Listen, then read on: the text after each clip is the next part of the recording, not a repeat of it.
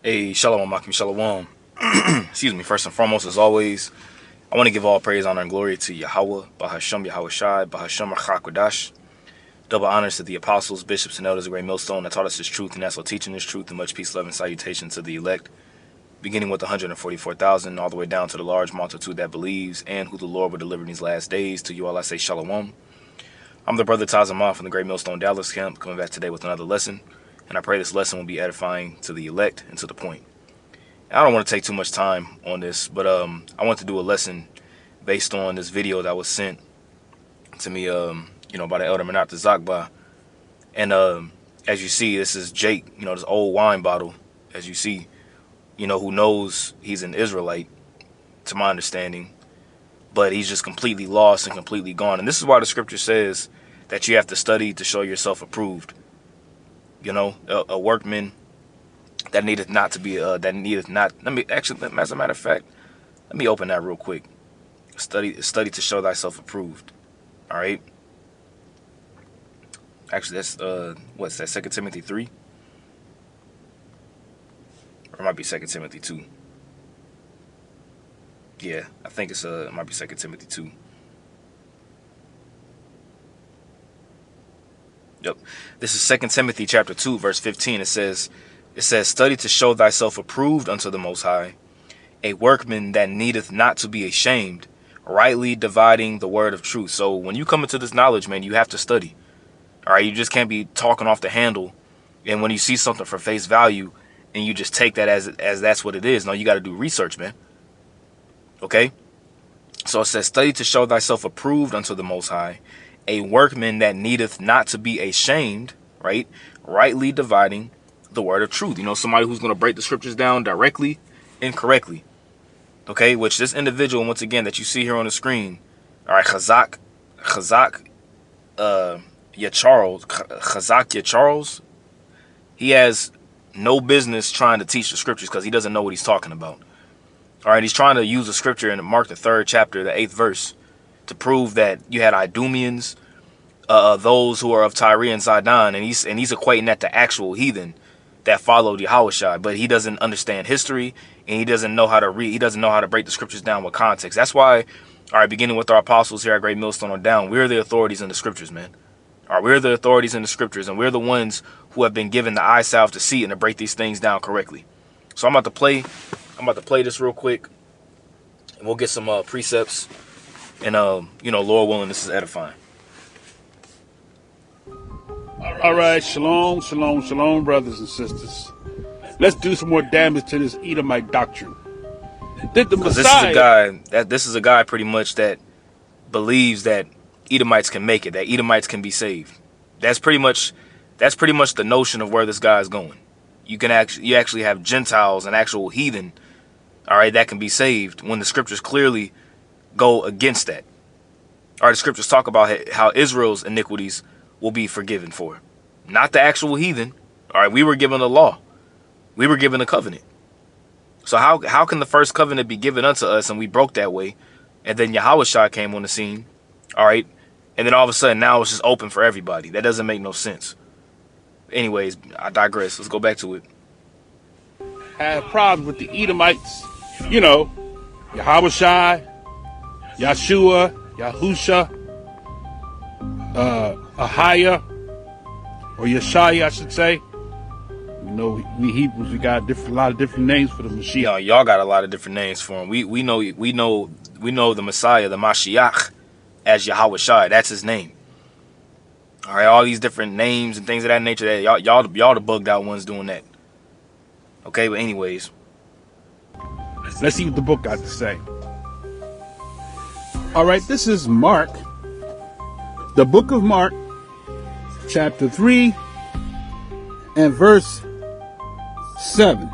It says, but Yahawashi withdrew himself with his disciples to the sea, and a great multitude from Galilee followed him from Judea.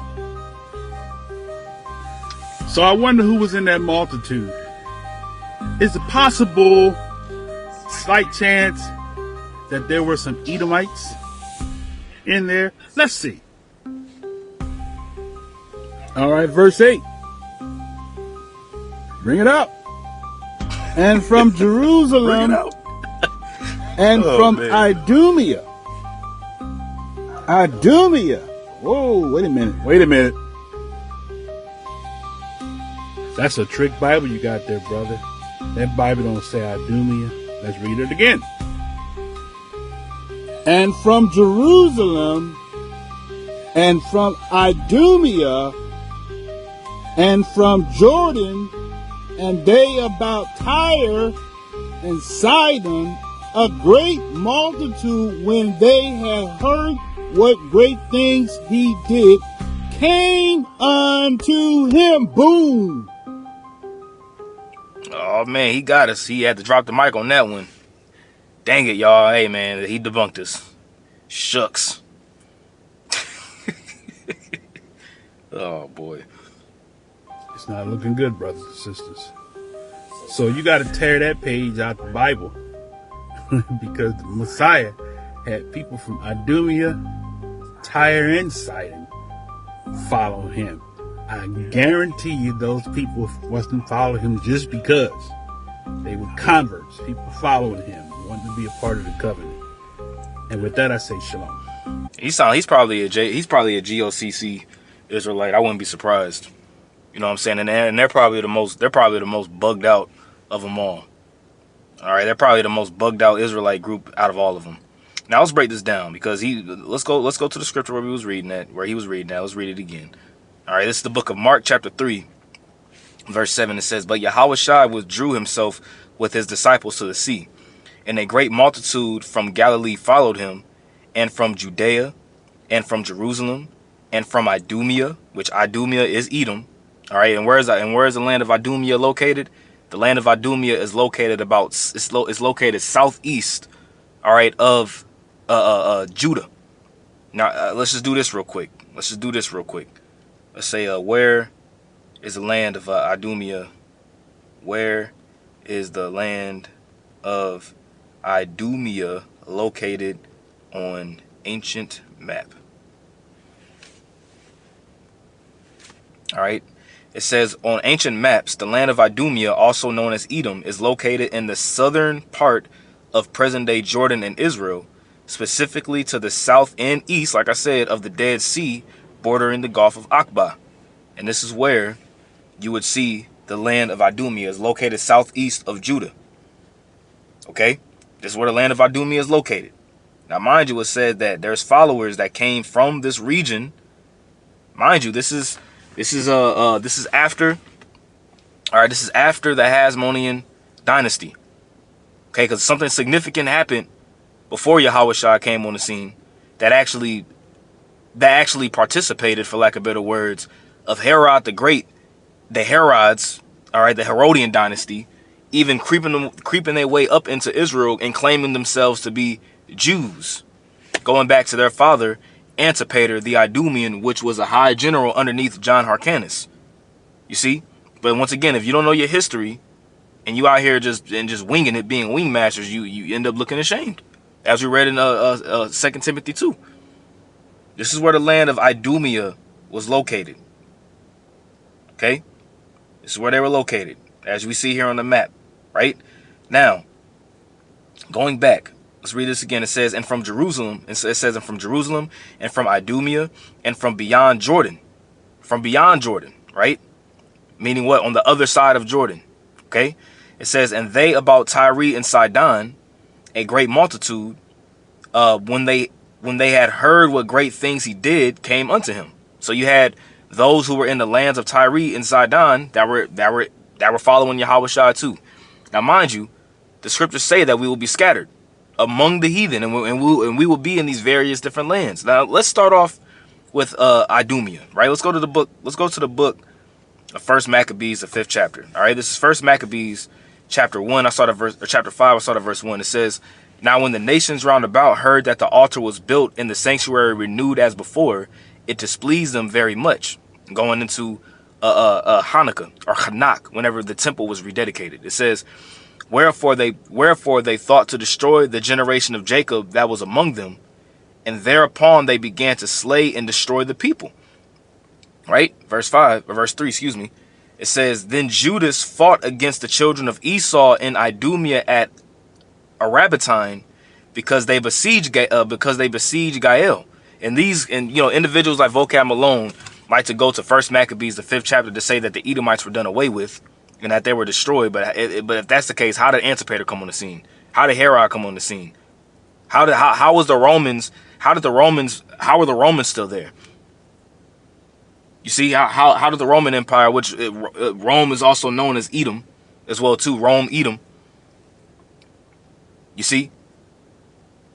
But these are things that they just try to, they don't believe in the Apocrypha. It's not canon, as they like to say. It's not canonical, right? But they'll try to use the Apocrypha to try to make their point, right? So it says, then Judas fought against the children of Esau in Idumea at Arabatine, because they besieged Gael. And he gave them a great overthrow and abated their courage and took their spoils. Mind you, this fight was taking place in Idumea. So you got to ask yourself, when this happened and when this took place, were there Israelites that remained and dwelt within that land? It's a very, very high possibility. It's a very high possibility that you had Israelites that dwelt within this region during this time, especially when John Hyrcanus came on the scene. Okay, now, real quick, let's go from here. And I have Josephus, book 13, chapter 9, and we're going to start here at section 1. It's a little bit small, but I'm going to read it out loud. It says, how after the death of Antiochus, Hyrcanus, which John Hyrcanus was a descendant of the Maccabees, right, made an expedition against Syria and made a league with the Romans, right, concerning the death of King Demetrius and Alexander. It says, but when Hyrcanus, let me see if I can just get to the point. Let's see.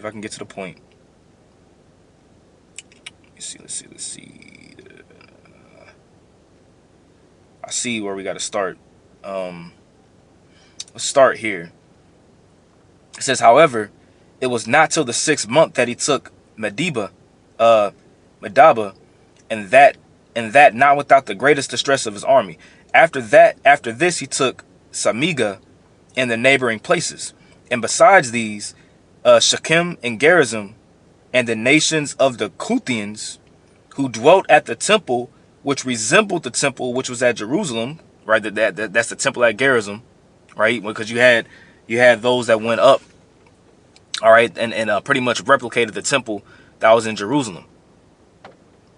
You see, it says, in which Alexander permitted Sanballat, and you can read about that. I believe you can hear Sanballat. I believe he's in the book of, it's either Esther or Nehemiah. Nehemiah. Perfect. I just wanted to make sure. It says, permitted Sanballat, the general of his army, to build for the sake of Manasseh, who was son-in-law to Jaddua, the high priest, as we have formerly related, which temple was now deserted 200 years after it was built. Hyrcanus took also Dora and Marissa, cities of Idumea. So he took these cities, right? Cities of Idumea, and subdued all the Idumeans. All right, he subdued the Edomites, right? And permitted them to stay in the country, right? If they would circumcise their genitals, my bad, and make use of the laws of the Jews. You see, so pretty much you had Idumeans, Edomites, who were Judaized, for lack of better words. You see, and they had to follow the customs. So you had Edomites, Idumeans, right, who believed that they were a part of the covenant, even though they weren't. You did have Edomites that believed that, because over time they had to follow the customs. They had to be circumcised. They followed the law for them to remain in that land. That's what it was. But the land of Idumea at this time was pretty much, Jake was pretty much ambassadors over that region of the land. Okay, later down the line, whenever Yahawashi was on the scene, that's when the Romans pretty much took it back over. But it was over time, right? It says, and they were so desirous of living in the country of their forefathers that they submitted to the use of circumcision and of the rest of the Jewish ways of living. At which time, therefore, this befell them, that they were hereafter no other than Jews. You see that? And then down the line, this is where Antipater the Idumean came on the scene. And then later on down the line, the Herods came in. Okay, which I'm not going to go deep into that history. You see, but just because the Edomites did this, does that mean now that they're part of the covenant? Does that mean that now that Esau can make it? The answer is no. You had Edomites that were fighting right alongside. You had Edomites that was fighting right alongside Jake whenever the Romans came down and took Jerusalem from 66 to 72 AD. Once again, does that mean that now they're going to be saved? The answer is no. Did you have Israelites that dwelt in that region of the earth? The answer is yes. Who goes into a land and subjugates it but doesn't spread their seed there too? Okay? Like, come on now. Now, to get to the point of Tyre and Sidon, let's go to Matthew the 15th chapter. Because a lot of people like to say, oh man, the woman here, this was a heathen. This was a heathen woman. Right? Which this woman here was an Israelite. Okay? It says, then Yahawashi went thence and departed into the coast of Tyre and Sidon. It says, and behold, a woman of Canaan came out of the same coast and cried unto him, saying, have mercy on me, O Lord, thou son of David. My daughter is grievously vexed with the devil. So this is a woman that came out of a woman of Canaan that came out of the same coast. You see? This is a woman of Canaan. Does that mean that this was an actual Canaanite? No. Okay, this is a woman that lived in the region of Phoenicia. Okay? In which this was an Israelite. It says, but he answered her not a word. And his disciples came and sought him, saying, send her away, for she cried after us. It says, but he answered and said, I am not sent but unto the lost sheep of the house of Israel. Right? So he's like, man, look, I'm only sent to help those who are lost, which is of the nation of Israel. Right? Then came she and worshipped him, saying, Lord, help me. But he answered and said, it is not meet to take the children's bread and to cast it to dogs. And they'll say, see, he was a dog, that was a heathen. Well, or not? It's not the circumcision. Did not the Apostle Paul said, beware of dogs and beware of the circumcision? You see, just because you see somebody being called a dog doesn't necessarily mean that it's a heathen all the time. Okay, verse 27 it says, and she said, truth, Lord, yet the dogs eat of the crumbs which fall from their master's table. Then Yahawashi answered and said unto her, O woman, great is thy faith. Be it unto thee even as thou wilt. And her daughter was made whole from that very hour. You see, so now Yahawashi healing an actual heathen now. No, this was an Israelite woman, man. Okay? This was an Israelite woman who came unto him, who dwelt on that coast of the earth, all right, by Tyre and Sidon, and she dwelt in that region of the world, man. It's just that simple. And it wasn't just her. You had other Israelites that came out from there, man. What about the disciple that followed Paul in Acts 21? It says, and it came to pass that after we were gotten from them and had launched, we came with a straight course unto Cus, and the day following unto Rhodes, and from thence unto Patara, and finding a ship sailing over into Phoenicia, which is Canaan, right? We went aboard and set forth. Now, when we had discovered Cyprus, we left it on the left hand and sailed into Syria and landed at Tyre. For there the ship was to unlade her burden. You see, verse 4. And finding disciples, right? And finding disciples, we tarried there 7 days. So there were disciples that was in Tyre, who said to Paul through the Spirit that we should not go up to Jerusalem. Now, mind you, he found disciples that was in Tyre, but none of the 12 disciples who followed Yahawashi were actual heathen. They were all Israelites. You had Jake that was in this region of the earth, man. You had Jake that was in this region of the earth for a long time, man.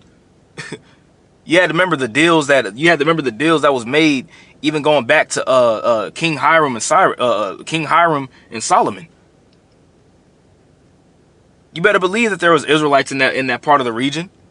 The scripture says that as a curse, we will be scattered into various different parts of the land. Excuse me.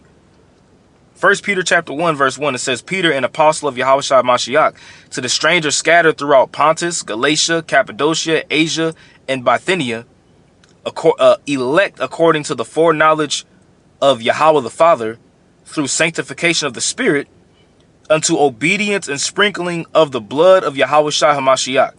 Grace unto you and peace be multiplied. You see, so you had Jake, who were scattered in this lands via the diaspora that took place and happened, man. Okay? That's why when you read, I think that, what's that in John 7 and 21? I'm sorry, no. This is James 1. My bad. James 1 and 1. It says James, a servant of the Most High and the Lord Yahawashi Mashiach, to the 12 tribes which are scattered abroad, greeting. So why would James only be specifically writing to the 12 tribes if this is during the time after Yahawashi ascended and all people was able to follow him? It doesn't make sense. And that word scattering, all right, is diaspora. It's where you get the transliteration diaspora from. A scattering, dispersion of Israelites dispersed among foreign nations, right? Of Christians who are Israelites scattered abroad among the Gentiles. But I thought the Christians were Gentiles. Man, you guys are too easy, man. All right? But anyways, I pray this lesson was edifying to the elect of Yahweh B'Shem Yahawashi. Once again, I want to give all praise, honor, and glory to Yahweh B'Shem Yahawashi, B'Shem HaKakodash. Double honors to the apostles, bishops, and elders, great millstone that taught us his truth and also teaching his truth. Much peace, love, and salutation to the elect. Until next time I say, Lord willing, shalom.